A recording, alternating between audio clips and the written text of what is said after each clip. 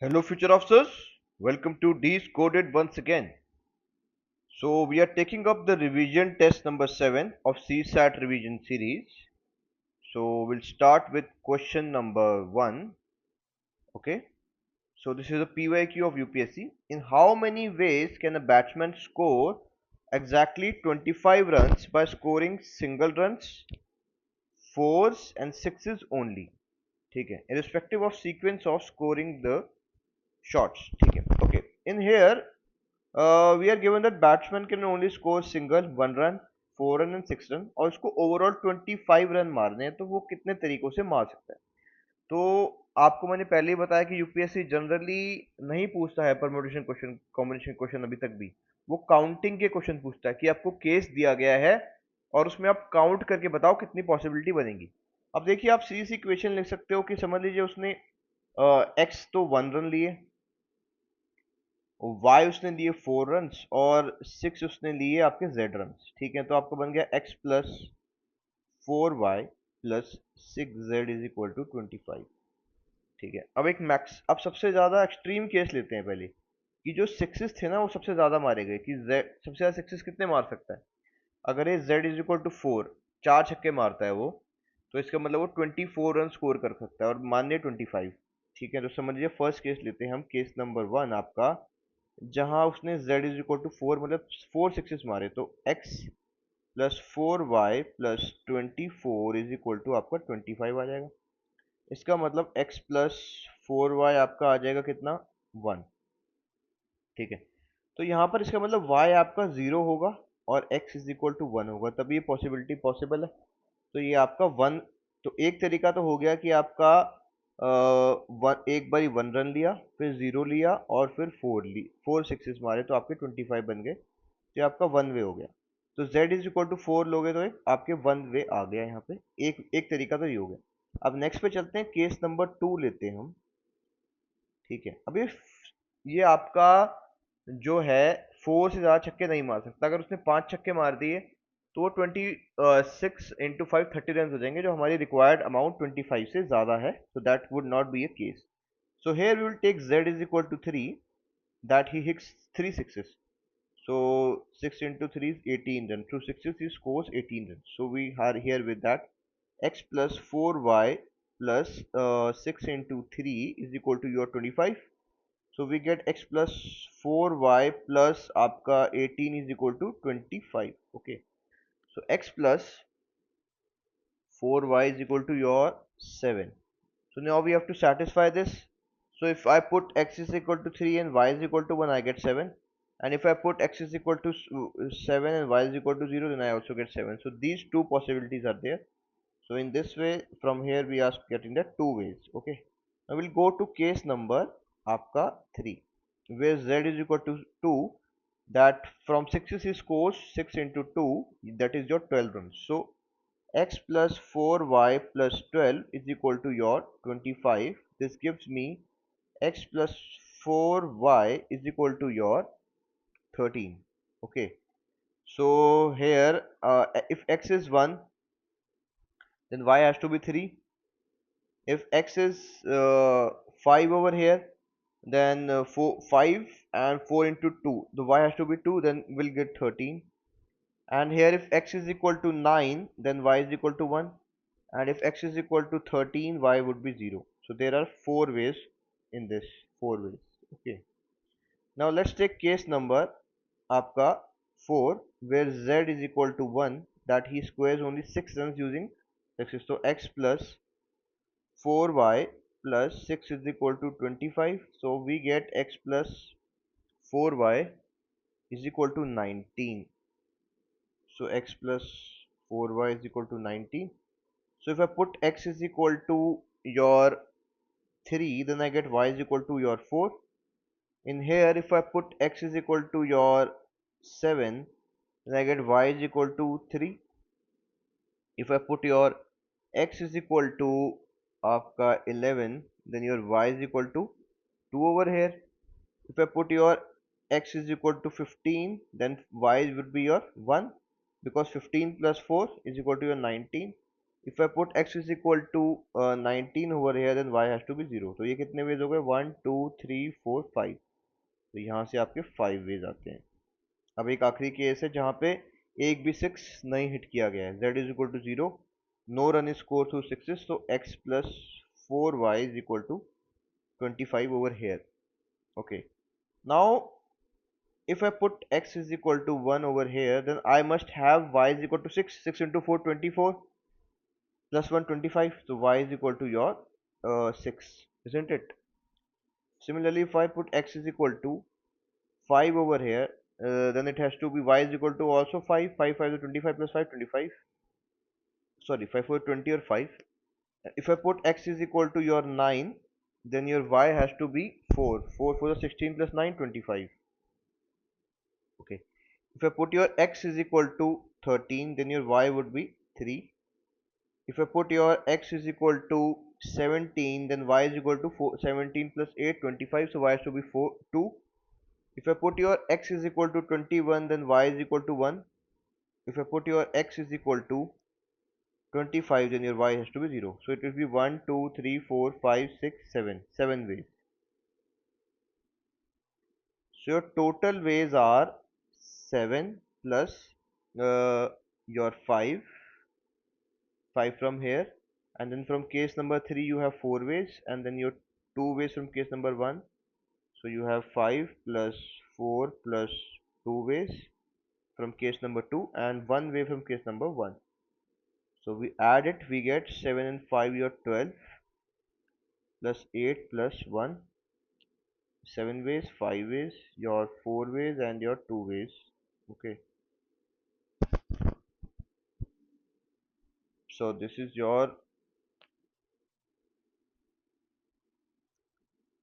4 plus 2 6, sorry, is your 18 plus 1 is equal to 19 ways. So your answer is 19 over here, that is B. I will check on question number 2. There are 4 letters and 4 envelopes, and exactly one letter is to be put in exactly one envelope with correct address. If the letters are randomly inserted into envelopes, then consider the following. आपको ये कह रहा है कि letters हैं 4, L1, L2, L3 और L4, और आपके पास एनवलप्स हैं। एनवलप्स को आप ऐसे बॉक्सेस में बना लीजिए, E1, E2, E3 और E4 एनवलप्स हैं आपके पास, ठीक है। अब ये पूछता है कंसीडर द फॉलोइंग स्टेटमेंट में से कौन सी स्टेटमेंट करेक्ट है बताना। It is possible that exactly one letter goes into incorrect envelope. अच्छा, पहले वाले की बात करते हैं। समझ लीजिए जो L1 था ना लेटर, जो L1 लेटर था आपका वो E2 में चले गया, ठीक है। तो जो L2 लेटर था वो E2 में जाना चाहिए था, क्योंकि जो लेटर हैं वो उसी एनवेलप में जाना चाहिए, क्योंकि सब पे एड्रेस लिखे हुए हैं कि कौन सा किस में जाना है, ठीक है। लेटर्स और एनवेलप डिस्टिंक्ट हैं, सेम नहीं है। तो अगर L1 लेटर E2 में चले गया गलती से, तो इसका मतलब जो लेटर L2 था that would also go into a wrong one, ठीक है। तो it was saying that it is possible exactly one letter goes into incorrect envelope. So this is not possible, because if any letter goes into wrong envelope, then other letter which was to go into that envelope would also go into wrong one, ठीक है। अब क्योंकि L2 की जगह L1 चले गया E2 में, तो ये L2 या तो E1 में जाएगा फिर, या फिर ये E2 E3 में जाएगा या E4 में जाएगा, तो ये मतलब रॉन्ग में ही जाएगा, तो ये पॉसिबल नहीं है, गलत हो जाएगा आपका। अब नेक्स्ट पे चलते हैं हम आपके पास। Next is your, it is saying there are only 6 ways in which only 2 letters can go into correct envelope. ऐसे 6 ways ही हैं कि 2 letters जो हैं correct envelope में जाएं। अब देखिए, समझ लीजिए कि envelope, इसको केसेस बनाते हैं, काउंटिंग करेंगे, परम्यूटेशन का यूज करेंगे ही नहीं, काउंटिंग से आराम से सारा हो जाएगा। देखिए समझ लीजिए आपका एनवेलप वन और एनवेलप 1 और एनवेलप 2 में करेक्ट लेटर जाते हैं, एक वे ये हो गया। फिर आपका एनवेलप 2 1 सॉरी और एनवेलप 3 में करेक्ट लेटर चले जाते हैं। फिर आपके एनवेलप नंबर 1 और एनवेलप नंबर 4 में करेक्ट लेटर चले जाते हैं। फिर आपके एनवेलप नंबर 3 और एनवेलप नंबर 2 में करेक्ट लेटर चले जाते हैं। फिर आपके एनवेलप नंबर 2 और एनवेलप नंबर 4 में करेक्ट लेटर जाते हैं। फिर आपके एनवेलप नंबर 3 और एनवेलप नंबर 4 में, ठीक है। तो पहले एनवेलप 1 को करेक्ट मान के 2 3 और 4 को करेक्ट मान लिया, फिर 2 से स्टार्ट करेंगे, तो E2 E3 E2 E4, अब E3 पे आ जाओ, E3 और E4, अब E1 और E3 पहले से ही आ चुका है, ठीक है, तो जरूरत नहीं, और E2 और E3 भी पहले से आ चुका है, तो बस, और E4 के साथ तो सारे केसेस आएंगे, तो इस नंबर ऑफ केसेस को काउंट कर लो, 1 2 3 4 5 6, तो ये 6 वेज बनते हैं आपके पास कि 2 लेटर कलेक्टेड एनवेलप में जाएं, तो इसका मतलब आपका आंसर 2 यहाँ पे सही है, ओनली 2 आएगा। हमने सिर्फ काउंट करके किया है, हमने कोई परमुटेशन नहीं लगाई इसमें, ठीक है, नहीं फॉर्मूला नहीं लगाया, मतलब परमुटेशन कॉम्बिनेशन तो लगाई है पर फॉर्मूला कोई नहीं लगाया है। अब चलते हैं, in an examination the maximum marks for each 4 papers namely PQRS are 100, ठीक है, मतलब PQRS जो आपके 4 सब्जेक्ट्स हैं उसमें मैक्सिमम मार्क्स हैं 100, 100 और आपके 100, आपके 100 मतलब आपके टोटल मार्क्स आपके 400 हो गए, ठीक है। Marks score by students are in integer, ठीक है, मतलब कंप्लीट मार्क्स है, कोई पॉइंट में नहीं है, और student can score 99% in n different way, what is the value of n, ठीक है। अब 99% स्कोर करने कितने वेज हैं, अब देखिए 99% मतलब हो गया कि आपने 400 का 99 कर लिया, तो आपके पास आ गया 0 0 कट गया, आपके पास आ जाएगा ये योर 396, ठीक है, मार्क्स, मतलब आपके 396 मार्क्स हो गए। अब इसका मतलब ये है कि आपके डिडक्ट हो रहे हैं ओवरऑल, ओवरऑल जो आपके डिडक्ट हो रहे हैं ओवरऑल, वो आपके मार्क्स हैं कितने, 4, तभी तो 396 आएगा ना। तो वो जो 4 मार्क्स हैं वो आपके P में से भी जा सकते हैं, Q में से भी जा सकते हैं, R में से भी जा सकते हैं, S में से भी जा सकते हैं, तो हमें वही केसेस बनाने हैं, ठीक है, इजंट इट, आपको वही केसेस बनाने हैं सीधे के सीधे यहाँ पर उठा के। अब देखिए समझ लीजिए ये P को ऐसे QR और S ऐसे बना लीजिए, PQRS, तो पहला केस मैं मानता हूं आपका कि सिर्फ एक ही के अंदर ना, सिर्फ किसी भी एक सब्जेक्ट में से 4 मार्क्स डिडक्ट हो गए, बाकी सब में 0 0 0 डिडक्ट हुए, तो अगर वो P में से डिडक्ट होते हैं सिर्फ 4 मार्क्स ओवरऑल सारे के सारे, तो P का 1 वे हो गया। अगर वो सिर्फ Q में से होते हैं डिडक्ट सारे के सारे 4 मार्क्स, और P R और S में से नहीं होते, तो एक वे ये हो गया। फिर वो R में से होते हैं 1, फिर ये 1, तो ये हो गया आपका 4 वेज, तो यहाँ पर हो गए ये वाले कि पूरे के पूरे 4 मार्क्स एक ही सब्जेक्ट से डिडक्ट हो गए, अलग अलग सब्जेक्ट PQRS है, तो उन सब में से 4 तरीकों से हो सकता है। अब हम केस एक दूसरा लेते हैं, केस नंबर 2 यहाँ पर आपके पास, ठीक है, केस नंबर 2 की बात करेंगे, जहाँ पे आपके एक सब्जेक्ट में से किसी में से 3 मार्क्स चले गए, अगले में से 1 गए, दूसरे में से 0 और कॉमा 0 गए, ठीक है, और सब्जेक्ट कौन से हैं, P Q R और S। समझ लीजिए P में से गए 3 और Q में से गए 1, तो एक वे ये हो गया। फिर आपके P में से गए 3 और R में से गए 1, ये एक वे हो गया। P में से गए 3 और R में से गए, और P में से गए 3 और S में से गए 1, एक वे ये हो गया, ठीक है। सिमिलरली आपका Q में से फिर 3 गए, और उसके बाद आपका P में से बन गया, ये P और Q डिस्टिंक्ट है इसलिए एक नहीं मान जाएगा यहाँ पे, ठीक है। फिर आपका Q में से 3 गया, R में से बन गया, फिर आपका Q में से 3 गया, S में से बन गया, फिर सिमिलरली आपका R में से 3 चले गए, फिर P में से बन जाएगा, R में से आपके 3 गए, Q में से बन जाएगा, फिर R में से 3 गए, S में से बन जाएगा, सिमिलरली S में से 3, P में से 1, S में से 3, Q में से 1, S में से 3, R में से 1, ठीक है। तो टोटल कितने वेज हो गए, काउंट कर लो, 1 2 3 4 5 6 7 8 9 10 11 12, तो 12 वेज आपके पास ये वाले हो गए यहाँ पर केस 2 में से। अब केस 3 को देखो आप, कि आपके जो डिडक्शन है वो एक सब्जेक्ट में से 2 मार्क्स का हो रहा है, फिर 2 सब्जेक्ट में से 1 1 मार्क्स का, और एक सब्जेक्ट में से 1 भी मार्क्स का नहीं हो रहा है, तो फिर से आपका PQRS है। तो यहाँ क्या होगा कि समझ लीजिए P में से आपके 2 जाते हैं, Q में से 1, R में से 1, फिर P में से आपके 2 जाते हैं, ठीक है, फिर Q में से 1 और S में से 1, फिर P में से आपके 2 जाते हैं, फिर आपका R में से 1 और S में से 1, तो ऐसे ही अब हर एक के लिए, Q के लिए भी ये 3 वेज पॉसिबल हैं, R के लिए भी और S के लिए भी, तो ओवरऑल ये 3 और ये 4 होगा ना, 1 2 3 4, इन सभी के साथ ऐसा एक सिचुएशन बनेगा जैसा P के साथ बन रहा है, तो इंटू 4 ये भी एक 12 वेज हो गया। हम इसको लिख नहीं रहे, आप काउंट करोगे तो वो सेम आएगा। अब आपका केस नंबर यहाँ 4 है, ठीक है, जो सिमिलरली ऐसे क्या होगा कि जैसे आपने समझ लिया कि Q में से 2 चले गए, फिर P में से 1 चले गया, फिर आपका ऐसे ही R में से चले जाएगा, ऐसे Q को फिर ले लोगे, फिर आपका P में से जाएगा, S में से जाएगा, फिर Q को फिर से ले लोगे, फिर आपका चले जाएगा आर और एस में से, ऐसे 3 वे बन गए क्यू के, ऐसे 3 वे आर के बनेंगे, 3 वे एस के बन जाएंगे, तो टोटल ओवरऑल 12 वेज हो जाएंगे। ठीक है, अब केस नंबर 4 पे आ जाओ कि हर सब्जेक्ट में से 1 1 1 1 मार्क्स गया था, और वो सब्जेक्ट मतलब 1 1 1 1 गया था हर सब्जेक्ट में से, तो पी में से 1, आर क्यू में से 1, आर में से 1 और एस में से 1, तो इसका 1 वे ही पॉसिबल है। ठीक है, तो टोटल वेज हो गए हमारे पास सारे। अब इनको ऐड कर लो, आप ऐड कर लीजिए यहाँ, सॉरी इधर।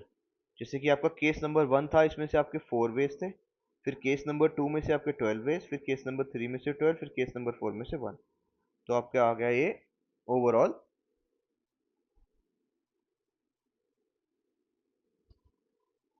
एक केस रह गया, रुक जाइए, ये तो 1 हो गया, एक केस रह गया, केस नंबर 5, जहाँ पे आपका ऐसे भी आएगा ना कि 2 सब्जेक्ट में से 2 2 मार्क्स गए और बाकियों में से एक भी नहीं गया, तो इसका बन जाएगा पी में से 2 गए, क्यू में से 2, फिर पी में से 2 गए, आर में से 2, फिर आपके पी में से 2 गए, एस में से 2, फिर क्यू में से 2 गए, आर में से 2, फिर आपके आएगा क्यू में से 2, एस में से 2 मार्क्स गए, फिर आर में से 2, फिर एस में से 2, तो ये आपके 1 2 3 4 5 6 वेज ये हो गए।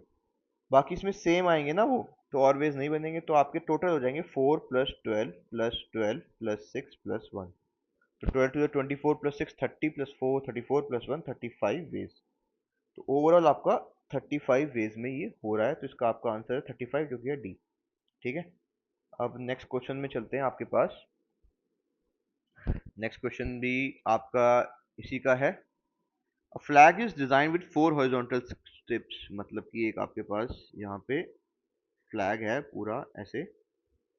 ठीक है, उस फ्लैग के अंदर 4 स्ट्रिप्स हैं, 1 2 3 4। ठीक है, using some or all of the colors of red, green and yellow, what is the number of different ways in which this can be done so that no two adjacent stripes have same color? मतलब दो stripes में same colour नहीं आना चाहिए, मतलब ये stripe 1 है, अगर ये 2 है, ये 3 है, ये 4 है, तो 1 और 2 में रेड नहीं आएगा एक साथ। ठीक है, ये केस है। अब देखिए, जो पहले वाली स्ट्राइप है ना, उसमें कोई भी कलर आ सकता है, तो उसको फिल करने के आपके पास 3 तरीके हैं। अब जो कलर स्ट्राइप 1 में आ गया वो 2 में नहीं आएगा, तो 2 को फिल करने के आपके पास 2 वेज हैं। जो कलर आपके पास स्ट्राइप 2 में आ गया वो 3 में नहीं आएगा, तो जैसे कि रेड आया था इसमें, तो इसमें फिर ग्रीन और येलो आ सकता है, तो यहाँ भी 2 आ जाएगा। फिर जो कलर आपका स्ट्राइप 3 में आ गया वो आपका 4 में नहीं आ सकता, तो यहाँ पे जैसे समझ लीजिए येलो आ गया था 3 में, तो यहाँ पे ग्रीन और रेड आ सकते हैं, येलो नहीं आएगा, तो ये 2 हो गया, तो ओवरऑल हो गया 3 into 2 into 2 into 2, this is your 6 into 4, that becomes your 24, तो your answer is C, that is 24 ways. अब your next question is this, that और rectangular floor measures 4 metre in length. एक आपका रेक्टेंगुलर फ्लोर है कोई भी ऐसे, उसकी लेंथ है 4 मीटर यानी 400 सेंटीमीटर, और उसकी ब्रेथ है 2.2 मीटर यानी 220 सेंटीमीटर, ये दिया हुआ है। ठीक है, tiles of sizes 140 centimeter by 60 centimeter have to be laid such that all tiles do not overlap. A tile can be placed in any orientation so as long as its edges are parallel to the edges of the floor. What is the maximum number of tiles that can be accommodated on the floor? अच्छा, कितनी tile maximum आ सकती हैं? देखिए, अब एक cases बनेंगे, इसमें cases से सॉल्व हो गए। केस 1 में हम मान लेते हैं कि जो हम टाइल्स हैं हम उनको हॉरिजॉन्टली ऐसे रख रहे हैं अलोंग द लेंथ की, जो लेंथ टाइल की है और जो लेंथ आपका फ्लोर की है वो सिमेट्री में आ रही है। जैसे कि आप ऐसे ले कर रहे हो कि ये 140, तो जैसे टाइल का 140 सेंटीमीटर था और ये 60, इस तरीके से आएगा, तो आपके पास ये 400 था यहाँ पर। ठीक है, तो आप इसका वो भी कर सकते हो कि डिवाइड कर सकते हो 400 को 140 से, तो कितनी टाइल्स यहाँ प्लेस हो सकती हैं वो बच जाएगा। देखिए, अब आपका केस 1 में हम चेक करते हैं कैसे हो सकता है। जैसे समझ लीजिए केस 1 के लिए हम बनाते हैं यहाँ पर एक, आपने एक टाइल पहले यहाँ रख दी 140 की, और एक 140 की यहाँ रख दी, ऐसे ये 140, ये 140 हो गया, तो ये 180 ऑलमोस्ट कवर हो चुका है। तो आपके पास यहाँ कितना बच जाएगा, फिर 120 बन जाएगा। तो 120 में आप जिस तरीके से इस टाइल की ओरिएंटेशन थी टाइल 1 और 2 की, अब उस तरीके की ओरिएंटेशन में आप नहीं रख पाओगे क्योंकि ये 120 है। पर आप देखोगे कि ये टाइल जो ऐसे वाली है इसका जो ब्रेथ है वो 60 है, तो दो 60 वाली टाइल्स तो यहाँ आ सकती हैं, तो दो 60 वाली टाइल्स को लगा दो आप यहाँ पर, तो ये आपका 60 और 60 आ गया, और इस टाइल का जो ये है वो है 140, और ये यहाँ तक 60 हो जाएगा, और ये यहाँ पे हो जाएगा 80 आपके पास। तो अब ये नेक्स्ट टाइल जो है वो आपकी, अभी आपके पास 220 है, तो यहाँ पे आप एक 60 वाली टाइल एक लगाई, ठीक है आपने, फिर एक 60 लगाई, फिर एक 60 लगाई, तो 180 तक तो लिए, मतलब ये तीन टाइलें और यहाँ प्लेस हो सकती हैं जितनी भी होंगी आपके पास, ठीक है। ये ये आपकी टाइल नंबर 3 4 5 6 और ये 7 और 8, अभी आपके पास 8 टाइलें प्लेस हो चुकी हैं यहाँ पे। तो यहाँ पे आपका है 180, अब 220 था ये ओवरऑल, ओवरऑल ये 220 है, तो 220 में से 180 माइनस करोगे तो आपके पास यहाँ पे 40 आ जाएगा। तो और टाइल यहाँ प्लेस नहीं हो सकती किसी भी तरीके से, क्योंकि यहाँ पे 40 बच रहा है। तो अब जो टाइल की विड्थ है वो 60 है और यहाँ 40 है, तो इसके अलावा और टाइल यहाँ प्लेस नहीं हो पाएगी। तो एक केस ये बन गया, तो 1 2 3 4 5 6 7 8, तो 8 आ सकती है केस वन के हिसाब से, 8 टाइल्स। अब केस नंबर 2 देखते हैं हम अपना, जहाँ पे आपके पास या तो आप टाइल को लिटा के लगा सकते हो खड़ा करके, दो ही तरीके हैं, और कोई तरीका ही नहीं है, तो दो ही केस बनेंगे आपके पास। तो आपने पहले टाइल को लिटा के लगाने की कोशिश करी तो आपके पास 8 वेज आ गए, और फिर आपने दो उसमें से आपने जो है कुछ टाइल्स को आपने, फिर दो टाइल्स को आपने खड़ा भी किया, क्योंकि उसके बाद वो नहीं आ पाता। अब समझ लीजिए आप आप टाइल्स को खड़ा कर दे रहे हैं, तो आपके पास यहाँ पे 400 था, तो आप 400 था और ये 140 है, तो 140 को अगर आप 140 इंटू 4 करो आप, तो आएगा 0 4 4 16 और 1, तो 360। तो मतलब आपकी सिर्फ 6 टाइल्स ऐसे आ सकती हैं, 6 टाइल्स आ सकती हैं आपकी, ठीक है। क्योंकि ये अगर आप 360 देखेंगे, जैसे ये टाइल आपने एक एक टाइल आपने स्टैंड करी यहाँ पर, स्टैंड करके लगाई इधर, ठीक है, ये 60 को ऑक्यूपाई करेगी, तो अब यहाँ पे 6 ही आ सकती हैं, 6 से ज़्यादा आएंगी ना, क्योंकि ये देखिए, क्योंकि ये 400 ही है, अब ये 1 ये 2 1 2 3 4 5 1 2 3 4 5 6 6 आ गई, क्योंकि ये 60, क्योंकि विड्थ साइड की 60 है ना, 60 60 और 1 2 3 4 5 6, तो ये हो गया 60 इंटू 6 करोगे आप, तो आपके पास 360 सेंटीमीटर आ जाता है। तो यहाँ पे 40 सेंटीमीटर बच गया, तो और एक टाइल यहाँ पे आपकी स्ट्रेट नहीं आ सकती है। अब आप आगे जो आपके पास टाइल है, आप उसको यहाँ पे ले डाउन कर सकते हो। जैसे आपका ये तो 140 हो गया था यहाँ पे, ठीक है, ये 140 हो गया था, 140 माइनस आप कर दोगे इसमें 220 में, तो आपके पास क्या बचेगा, 220 माइनस 140 कर लीजिए, 0, तो 1, ये 8, 80 बच रहा है आपके पास ओवरऑल, तो यहाँ पे 80 आता है आपके पास। तो आप 60 की एक टाइल को यहाँ पे हॉरिजॉन्टली ले डाउन कर सकते हैं, और आपके पास ये 20 बच जाएगा। पर आपको अब लेंथ देखनी है, तो हमने ऊपर वाले में यहाँ चेक किया था कि 140, अगर आप टाइल को लिटा रहे हैं तो दो ही टाइल पॉसिबल है, तो यहाँ पर एक टाइल 140 की आ जाएगी, और फिर एक और टाइल 140 की आ जाएगी, और यहाँ पे आपके पास जो है 120 यहाँ लेफ्ट हो जाएगा, ठीक है। तो ये टाइल यहाँ पर, तो 1 2 3 4 5 6, यहाँ 7 और 8। अब और टाइल कोई पॉसिबल नहीं है, क्योंकि देखिए ये 140 यहाँ पे 140 कवर हो गया था, या 140 या 120 आ गया है, तो और एक टाइल यहाँ आ नहीं सकती, क्योंकि अगर आप यहाँ पे स्ट्रेट अवे खड़ा भी करोगे तो टाइल की लेंथ 140 है, और आपके पास बच रहा यहाँ पर कितना है, सिर्फ 80, तो आप उसको स्ट्रेट स्ट्रेट भी यहाँ पे नहीं लगा सकते और लेटा के भी नहीं लगा सकते, तो आपके पास 80 पॉसिबल है यहाँ भी, तो मैक्सिमम जो पॉसिबल है वो 8 टाइल्स है। आपका आंसर सी आ जाएगा इससे, ठीक है। अब नेक्स्ट क्वेश्चन की तरफ चलते हैं, जो है हमारा क्वेश्चन नंबर यहाँ पे, ठीक है, क्वेश्चन नंबर 6, अब थोड़ा फास्ट करेंगे।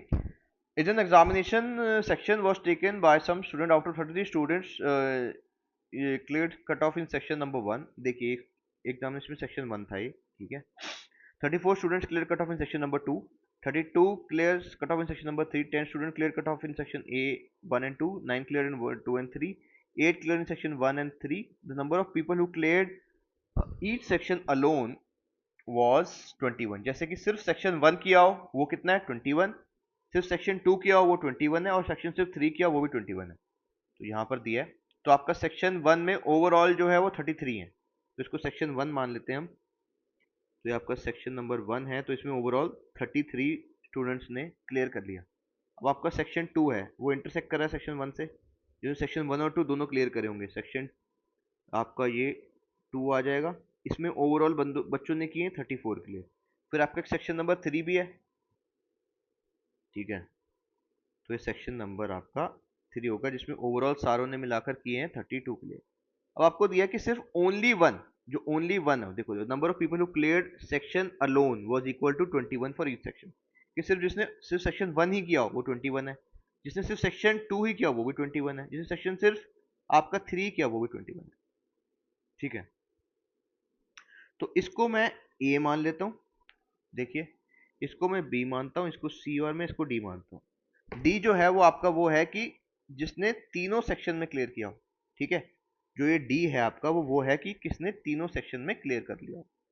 अब हमारे पास एक चीज दी है कि जिसने सेक्शन नंबर 10 स्टूडेंट ऐसे हैं जिसने सेक्शन आपके आपके जिसने सेक्शन 1 और 2 दोनों में क्लियर किया है, तो सेक्शन 1 और 2 का हो गया ए प्लस डी, सेक्शन 1 और 2 का हो गया a plus d is equal to 10। जिन्होंने सेक्शन 1 और 2 दोनों में क्लियर किया वो कौन से हो गए, ए और डी का एडिशन वो 10 है। तो आपको और दिया हुआ है a plus b plus d is equal to overall 33 था, माइनस में आपका 21, तो ये आपका आ जाएगा क्या 12, ठीक है। तो आप इससे किसकी वैल्यू निकाल सकते हो, आप इससे बी की वैल्यू निकाल सकते हो। अब आपके पास ए प्लस डी 10 है, तो आप इसमें पुट कर दोगे तो बी आपका यहाँ से आ जाएगा 3, क्योंकि ए प्लस डी 10 था, तो 12 माइनस 10 इज इक्वल टू 3। अब आप इधर आओ, ठीक है, अब आपको दिया है कि बी, ये देखो इधर बी प्लस डी, जैसे कि ये कह रहा है कि 9 क्लियर इन सेक्शन 2 एंड 3, तो सेक्शन 2 है आपका ये वाला, सेक्शन 3 ये वाला, तो सी प्लस डी था वो, and 8 clear in section 1 and 3। अब देखो सेक्शन 1 एंड 3 का कॉमन है बी और डी, सेक्शन 1 और 3 का कॉमन है बी और डी, तो वो दिया हुआ है आपको 8, ठीक है। आपको D find out how many clear in all 3 subjects, यानी कि आपको डी फाइंड आउट करना है इसमें, ठीक है। तो आपके पास बी तो आ ही चुका है और बी प्लस डी 8 है, तो आपका बी इज इक्वल टू 3 था, तो डी हो जाएगा आपका 8 minus 3 is equal to your 5, तो 5 क्लियर्ड इन ऑल 3 सेक्शन, तो आपका इसका आंसर है सी, स्ट्रेट अवे, कुछ करना ही नहीं, क्योंकि देखो जो ये वाला सेक्शन है ना ये है 1+3 का, तो ये आपका 8 है, और आपके पास डी पहले से दिया हुआ है, निकाल दिया था आपने, वो सॉरी बी पहले से निकाल दिया था ऊपर से, तो आपका आंसर आ गया। तो नेक्स्ट क्वेश्चन चलते हैं जो है क्वेश्चन नंबर 7 आपका। The following sketch shows a pipeline carrying material from one location to another. Each location has a demand for material. The demand at Vaishali is 400. ठीक है, दिया हुआ है आपको। Demand at Mathura is 400, ये भी दिया है। At Jampur is 700, ये भी दिया है। At Vidishi is 200, ये भी दिया है। Each row indicates the direction of material flow from the pipeline. The flow from Vaishali to Mathura is 300. ठीक है, वैशाली से मथुरा 300 है। The quantity of material flow is such that the demand at all the locations are exactly met. The capacity of each pipeline is 100. मतलब देखिए ये कह रहा है कि ये जो पाइपलाइंस है, जैसे ये जो एरोज ऐसे बने हुए हैं ना, ये पाइपलाइंस हैं, इन पाइपलाइन से मटेरियल फ्लो कर रहा है और इन डेस्टिनेशंस पे जा रहा है, और हर डेस्टिनेशन में जितना मटेरियल रिक्वायर्ड है वो पहुंच जा रहा है, और हर पाइपलाइन में से ना जहाँ पे एरोज बनी है, ये इनमें मैक्सिमम जो जा सकता है वो 1000 जा सकता है सामान, ठीक है। अब आप इसको सॉल्व करने की हम कोशिश करते हैं। फिर हमसे पूछा है what is the free capacity available in Avanti Vaishali pipeline, जो ये अवंती से वैशाली की पाइपलाइन है, जहाँ पे मैंने एरो को थोड़ा सा थिक कर दिया है, उस पाइपलाइन पे फ्री कैपेसिटी कितनी है, मतलब कितना मटेरियल एक्स्ट्रा फ्लो कर रहा है उसके अंदर, ये बोल रहा है वो, ठीक है, कि कितना और जा सकता है, मतलब अवेलेबल स्पेस कितनी है ये बता रहा है। अब देखिए यहाँ पे जामपुर में 700 आ रहा है, तो मतलब ये जो इसकी पाइपलाइन थी यहाँ से 700 आया होगा। अब मथुरा पे ऑलरेडी रिक्वायरमेंट 400 की है, यू आर गेटिंग, मथुरा पे ऑलरेडी रिक्वायरमेंट 400 की है, और 300 मथुरा पे पहले से आ रहा है, तो 300 पहले से आया तो मथुरा को और कितने की रिक्वायरमेंट है, 400 की। जब इसकी 400 की रिक्वायरमेंट सेटिस्फाई हो जा रही है, तो उसके बाद 700 आगे मूव कर रहा है, तो इसके पास तो मतलब ये वाली जो पाइपलाइन है विदिशी टू मथुरा वाली, इसका मतलब इसमें 800 यूनिट फ्लो किया होगा। जब ये 800 फ्लो करेगा तो उसमें से आपका देखिए अब टोटल मथुरा पे जब जो आएगा, जब 800 इस पाइपलाइन से फ्लो कर रहा है और 300 इस पाइपलाइन से फ्लो कर रहा है इस वाली से, और 800 यहाँ से, तो फिर मथुरा पे जो टोटल आएगा वो आ जाएगा आपका, मथुरा पे कितना आ रहा है इसका मतलब टोटल, दो पाइपलाइन से फ्लो करके, इसको पाइपलाइन ए मान लो, इसको पाइपलाइन बी मान लो, तो ए प्लस बी से मथुरा पे टोटल आ रहा है हमारा कितना, अगर हम मानते हैं तो 300 प्लस 800 यानी कि 1100, ठीक है। तो मथुरा पे कितना लिया जा रहा है, तो लिया जा रहा है मथुरा पे 400, तो इसका मतलब 700 लेफ्ट हो गया, वो 700 फिर आगे मूव कर जाएगा पाइपलाइन नंबर सी में जो जामपुर जा रही है। इसका मतलब यहाँ पर आपका ये ऐसे आ जाएगा। अब आगे की बात करते हैं। अब अगर इस पाइपलाइन बी से आपका 800 बह रहा है और विदिशी में यूज हो गया है 200, तो मतलब अवंती वाली जो पाइपलाइन थी विदिशी तक, जिसको पाइपलाइन ए मानता हूँ, वहां से मतलब 1000 आया होगा। जब 1000 आएगा तभी तो विदेशी में 200 यूज होगा और 800 लेफ्ट जो मटेरियल है वो आगे फ्लो कर जाएगा। तो मतलब अवंती से विदेशी पाइपलाइन में टोटल का टोटल 1000 जा रहा है, इसमें बिल्कुल भी खाली स्पेस नहीं है, तो आंसर डी इसका 0 हो जाएगा। ठीक है, अब हम आगे चलते हैं। इसके बाद हमें आगे करने की जरूरत ही नहीं क्योंकि हमारा यहीं पे सॉल्व हो गया। अब है this two digit number let say x, तो x को हमने मान लिया टू डिजिट नंबर कोई a b था। ठीक है, and it's known to Ram, ये राम को पता है। If Ram adds x, Ram x को ऐड करता है, the number form by reversing digits of x, जो नंबर रिवर्स करने से बना डिजिट्स के x के, मतलब x is equal to a b था, तो उसको डिजिट के रिवर्स करने से जो नंबर बनेगा, जैसे मान लो y था, वो ba बन जाएगा। And the product of the digit of x, मतलब a इंटू b। तो राम ने क्या किया, ही गेट्स 117, तो राम ने अगर a b number ba number plus a into b number को ऐड कर दिया तो उसके पास 117 आ रहा है। तो what is the value of x? तो हमने आपको पहले बताया कि नंबर सिस्टम जो एक्सपेंशन वाले टाइप के क्वेश्चन आते हैं उसमें या तो ए बी पूछता है या नंबर पूछता है, कुछ भी ऐसे पूछता है। नंबर पूछ रहा है, ए बी पूछ रहा है, मतलब कि ए बी जो नंबर है वो क्या आएगा। तो कुछ ना, एक्सपैंड कर लो, एक्सपैंड करोगे आपके पास 10 into a plus b plus 10 into b plus a into b is equal to आपका 117 आ गया।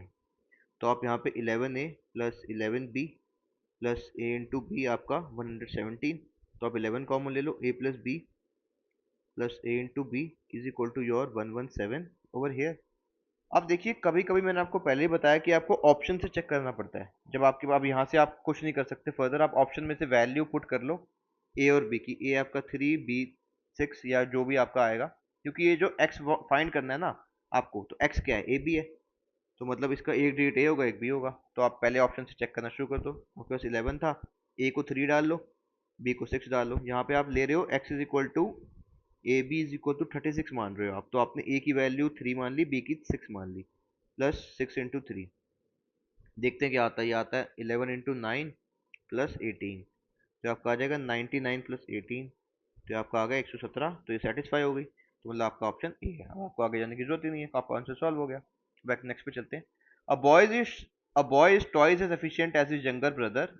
If both can do a piece of work in 30 days, then the boy alone can do in how many days. ठीक है, समझ लीजिए एक unit of work ये जो बॉय है ये आपका कर देता है एक्स डेज में, और ये अपने भाई से 2 गुना वो है एफिशिएंट। तो इसका जो ब्रदर है वो 1 यूनिट वर्क में करेगा, इसका ब्रदर 1 यूनिट वर्क करेगा आपका 2x डेज में। ठीक है, तो x डेज में कितना काम करेगा बॉय, 1/x यूनिट, और इसका जो ब्रो है वो करेगा 1/2x यूनिट। अब हमें दिया है कि दोनों मिलके काम को 30 डेज में कर देते हैं, तो इसका मतलब आप कह सकते हो कि 1/x plus 1/2x is equal to your 1/30। तो आप एलसीएम ले लो, 2x² 2x plus x is equal to 1/30, तो आपका आ जाएगा 3x upon 2x² is equal to 1/30। तो अब x x कैंसिल, so 215, तो your x comes here to be 45 days। तो आपका जो x है, ठीक है, तो आपका x आ गया 45 डेज यहाँ पर स्ट्रेट अवे। तो इसने पूछा था कि बॉय अलोन कितने में करेगा 45 डेज में, तो ये आंसर आ गया, आगे करने की जरूरत ही नहीं, बड़ा आसान था। अब आगे चलते हैं। और rectangle A B C D, एक रेक्टेंगल आपके पास दिया हुआ है क्या, ए बी सी डी। ठीक है, समझ लीजिए इसकी जो लेंथ है उसको हम x मान लेते हैं, इसकी ब्रेथ को y मान लेते हैं। उस लेंथ इज इंक्रीज बाय 20%, मतलब x थी पहले, तो अब 20% इंक्रीज होगी, तो x डैश आ गया आपका x प्लस एक्स इंटू 20/100। ठीक है, तो ये आपका बन जाएगा यहाँ कितना, ये आपका 2 से 2 कैंसिल, ये 1/5, तो ये आपका आ जाएगा 6x/5। ठीक है, और y थी ब्रेथ इसकी, हमने तो नई ब्रेथ आ गई y डैश, तो वो क्या है, and breadth is decrease by 10%, breadth decrease हो रही है, 10 वो सॉरी आपका ये आ जाएगा यहाँ पर y minus y into 10/100। So this 0 0 cancel, तो ये आपके पास आ जाएगा, यहाँ सॉल्व करोगे तो 9y/10। Okay, so this is asking me what is the percentage change in area. तो पहले एरिया आपको ए मान लो, वो हो जाएगा, रेक्टेंगल का एरिया होता है लेंथ इंटू ब्रेथ, हो जाएगा एक्स वाई। न्यू एरिया है ए डैश, तो ये है आपका new x dash into y dash, तो ये आपके पास आ जाएगा 6x/5 इंटू 9y/10, तो ये आपके पास 3 ज़ा, ये 5 ज़ा, तो आपके पास आएगा 27xy/25। तो आपको निकालना है परसेंटेज चेंज, तो कुछ नहीं मत करो, new area A dash minus old area upon old area into 100 आ जाएगा। तो ये आ जाएगा 27xy/25 minus x y upon x y into 100। X y से एक्स वाई सारे कैंसिल हो जाएंगे, तो आपके पास आएगा 27 - 25 अपॉन 25 इंटू 100, ये आपका कैंसिल 4 टाइम्स। और यहाँ से आपका आ जाएगा 2, यहाँ से इसको सब्ट्रैक्ट करोगे 2 इंटू 4, तो 8% आ जाता है, चेंज आएगा 8% का, तो ए आंसर है इसका। अब नेक्स्ट पे चलते हैं, ठीक है। नेक्स्ट क्वेश्चन है, retailer buys a machine from a manufacturer for ₹6,900, ठीक है, okay, and manufacturer earns a profit of your कितना 15% on this deal. If the cost of manufacturing increases by 30%, the price paid by retailer increases by 20%, what is the profit made by the manufacturer in terms of percentage? ठीक है, समझ लीजिए manufacturer को वो पड़ती थी ₹X की, ठीक है, ₹X की उसको पड़ रही है, वो ₹X की मैन्युफैक्चरर ला रहा है, and he selling it at rupees, उसके लिए जो सेलिंग प्राइस है वो है आपका 6,900, और उसको प्रॉफिट आपको दिया हुआ है मैन्युफैक्चरर का कितना 15%। तो आप एक्स निकाल सकते हो कि जो मैन्युफैक्चरर के लिए कॉस्ट प्राइस है वो कितना है, तो आपके पास आ जाएगा 6,900 मतलब S P minus C P, जो एक्स है आपका, upon C P is equal to आपका प्रॉफिट परसेंटेज 15/100। तो इस 5 3 ज़ा 15, 5 2 20, तो आप x को सॉल्व करोगे तो आपका x आ जाएगा ₹6,000। तो कॉस्ट प्राइस मैन्युफैक्चर के लिए 6,000 है। अब वो फर्दर कहता है, if the cost of manufacturing increases by 30%, मतलब x 30% से इंक्रीज हो रहा है, तो 6,000 इंटू 30/100 कर लो आप, ये जीरो करें तो ये 1,800 में इंक्रीज आ गया। तो जो नया जो कॉस्टिंग पड़ रही है मैन्युफैक्चरर को, उसको एक्स डेक्स मान लो, वो हो जाएगी आपकी 6,000 प्लस 1,800, ये हो जाएगी आपकी x dash is equal to, ये आ जाएगा आपका 6,000, सॉरी 7,800, जो नया कॉस्ट पड़ रहा है मैन्युफैक्चरर को, ठीक है। And the price paid by retailer increases by 20%। अब जो रिटेलर प्राइस पे कर रहा था वो कितना था, वो था 6,900, जो कि उसका सेलिंग प्राइस था मैन्युफैक्चरर का, और रिटेलर का क्या हो गया, वो कॉस्ट प्राइस सीपी डैश, ठीक है। प्राइस पेड इतना था, तो रिटेलर प्राइस पे पर जितना, आप सीपी डैश इसका हो जाएगा, सीपी डैश डबल डैश मान लो, कि पहले वो 6,900 पे कर रहा था लाने के लिए, अब उसको इंक्रीज हो गया 20% उसके लिए, तो इसका 20% निकालते हैं, तो 6,900 प्लस 6,900 इंटू 20/100, तो ये आपका कैंसिल, ये भी कैंसिल, तो ये आपको हो जाएगा 6,900 प्लस 2 9 18, 6 2 1 13, 1380, तो ये आपके आ जाएगा 8280। तो ये नया सेलिंग प्राइस हो गया किसका, मैन्युफैक्चरर का। तो मैन्युफैक्चरर का नया सेलिंग प्राइस हो गया एस पी डैश, ये हो गया 8280, और ये कॉस्ट प्राइस है नया किसके लिए, रिटेलर के लिए, ठीक है। What is the profit made by manufacturer, अब देखो प्रॉफिट हो जाएगा मैन्युफैक्चरर का क्या, एस पी डैश माइनस उसका जो नया सीपी आया, जो उसको नई कॉस्टिंग पड़ रही है, वो है x dash upon x dash into 100। तो ये था आपका नया सी पी एस पी था उसका मैन्युफैक्चर के लिए 8280, और जो उसके लिए कॉस्टिंग थी वो थी आपकी 7800 अपॉन 7800 इंटू 100, तो 0 कैंसिल, तो ये आपके पास आ जाएगा यहाँ 6.15%, तो आपका आंसर है यहाँ ए। अब नेक्स्ट क्वेश्चन पे चेक करते हैं। देखो आपको बताया हुआ है कि इस टाइप के क्वेश्चन हर बार आता है ये सीरीज वाला, तो इसको लिख लो, आपको कुछ नहीं करना, पहले लिख लो इसको, b c upon a B c c a slash c c c c. अब आपको इसमें क्या करना होता है, एक बार चेक करते हैं इसको हम, कि पैटर्न कुछ ऐसे मिल जाता है। तो देखो ये सी मतलब 4 बार आ रहा है यहाँ पे, तो हो सकता है ऐसे हो रहा हो कि सी 1 बार 2 बार 3 बार 4 बार आए, तो एक बार चेक करके देखते हैं। तो यहाँ पे सी डाल दो पहले, तो ये C 3 टाइम्स हो गया। तो यहाँ पे आप C डाल दो, ये C 2 टाइम्स हो गया, और यहाँ तो C पहले से ही है, यहाँ A गायब है, तो A B C C हो गया। ए तो ये बन रहा है कुछ A B C, फिर ये बन रहा है A B C C, फिर ये बन रहा है A B C C C 3 बार, तो यहाँ पे B आएगा A B C C C C, तो ये बन रहा है, ये पैटर्न हो गया A B C A B C C A B C C C A B 4 bar C आपका। तो आप इसमें से पुट, अब जो आपने पुट अप करे उनको लिख लो। ए आपने डाला यहाँ पे आपने सी डाला, यहाँ पे आपने सी डाला, यहाँ बी डाला, तो आपका आएगा ए सी सी बी, तो किसमें ए में, तो आपका आंसर ए हो जाएगा। ठीक है, हम नेक्स्ट पे चलते हैं। ऐसे वाले क्वेश्चन भी हर बार आता है कि कुछ को किसी चीज में कोड किया है, तो दूसरे को कोड करके क्या आएगा। तो आप इसमें कुछ मत करो, आपको पहले भी सिखाया हुआ है कोडिंग डिकोडिंग में कि बैक को आप राइट कर लो, जो आपको दिया उसको आप लिख लो y z x और p। तो अगर हम इंग्लिश अल्फाबेट की बात करते हैं, तो ये जो आपका b है ये 2 पे आता है, a 1 पे आएगा, c 3 पे आएगा, आपका k आ जाएगा 11 पे, और आपका y आएगा 25 पे, z 26 पे, x 24 पे, और p 16 पे। अभी पता नहीं है पैटर्न फॉलो करता है नहीं करे, ऐसा जो भी मैं बताने की कोशिश कर रहा हूँ चेक कर। आप एक चीज दे सकते हो कि अगर आप इन दोनों को ऐड करो तो आपके पास 27 आ रहा है, आप इन दोनों को ऐड करो, 26 प्लस 1 को 27 आ रहा है, आप 24 और 23 को ऐड करो 27, आप 16 और 11 को ऐड करो 27 आ रहा है। तो मतलब ये ऐसा कुछ पैटर्न चल रहा है कि जो दोनों ये जो दोनों अल्फाबेट है इनको ऐड करोगे तो 27 आना चाहिए।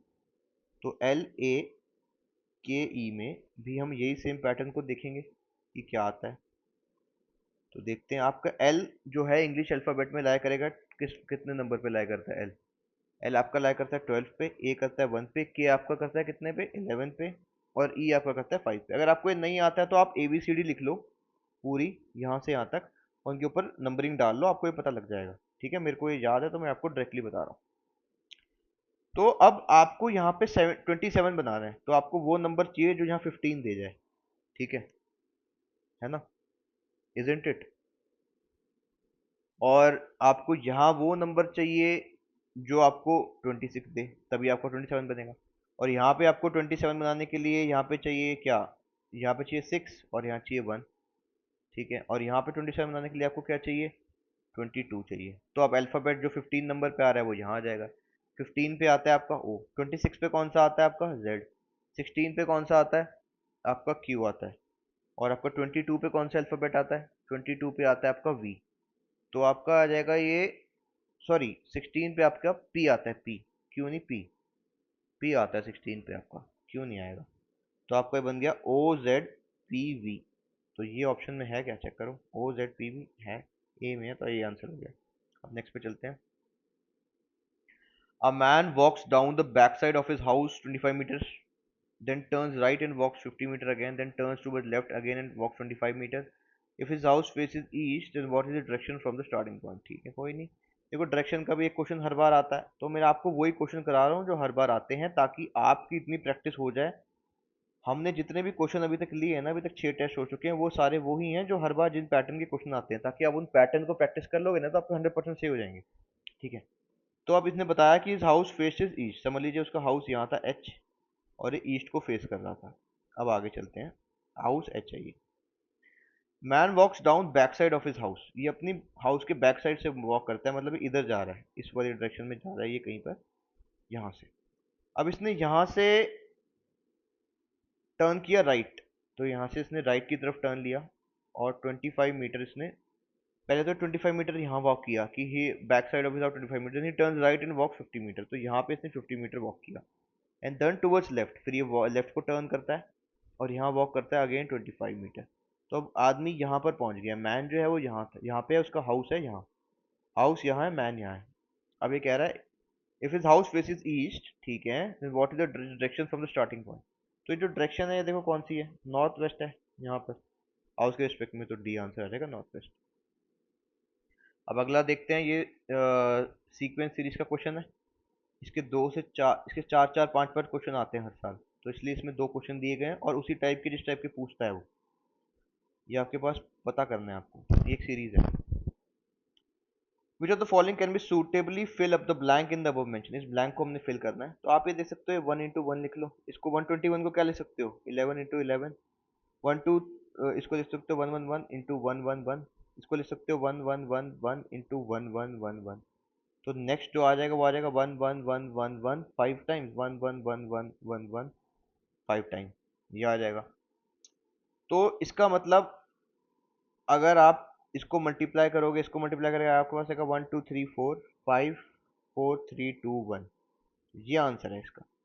तो ए आंसर आ गया। अगर आप और भी तरीके देख सकते हो कि जैसे यहाँ 2 था, दोनों साइड 1 1, यहाँ 3 आ रहा है, दोनों साइड 2 1, यहाँ 4 आ रहा है, दोनों साइड 3 2 1, तो आप ऐसे भी कर सकते थे कि बीच में 5 लिखा, 4 3 2 1, तो यहाँ पे 5 लिख 3 4 3 2 1, तो ये भी पैटर्न बन सकता है सीधा ना, इसको ना ऐसे पकड़ने की बजाय। तो ए आंसर आएगा। अब देखिए पैसेज इसको करेंगे तो पढ़ने में और करने में काफी टाइम लगेगा। पैसेज आप खुद से कर सकते हो, PYQs ही हैं पैसेज के।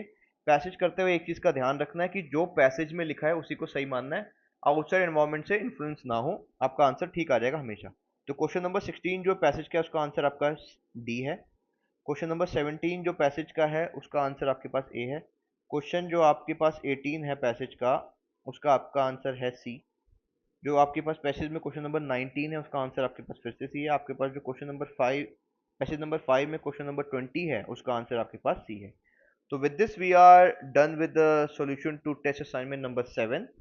आप इन सारे टेस्टों को रिवाइज कर लीजिए 1 to 7, ठीक है। आपके जितने भी क्वेश्चन आएंगे वो सॉल्व हो जाएंगे, क्योंकि जितने भी पैटर्न के क्वेश्चन आते हैं वो इसमें हमने दिए हैं। अब जो नेक्स्ट टेस्ट हम करेंगे वो हम उसमें क्वेश्चंस लेंगे आपके क्लॉक के, कैलेंडर के और आपके क्यूब्स के, ताकि वो भी हो जाए उसमें से भी अप्रोक्सीमेटली, क्योंकि हर साल टोटल मिलाओगे तो 3 क्वेश्चन आ जाते हैं, तो वो भी आपको एक एज दे देगा। So with this we would like to end this video. Keep working hard, keep studying hard, success is surely yours. Thank you.